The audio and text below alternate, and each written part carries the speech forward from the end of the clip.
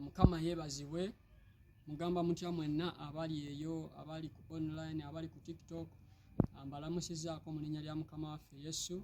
Amannya gange Apostle Geserwa Benjamin. Olunaku lwa leero nzize n'amawulire amalungi aga Mukama waffe Yesu Kristo. Nzize okugamba mwana wa Katonda nti tuli mu biro okutegeera oyo eyatuyita oba oyo eyatutonda. Mukama yeebazibwe. Bayibuli eyogera n'egamba nti Katonda bw'atyo bwe yayagala ensi n'okuwaayo n'awaayo omwana we, naye yamuwaayo ku lwange naawe. Mukama yeebazibwe. Tumukkirize, tumusembeze, kubanga bwe tunaamuwa obulamu bwaffe ebintu bingi bigenda kukyuka.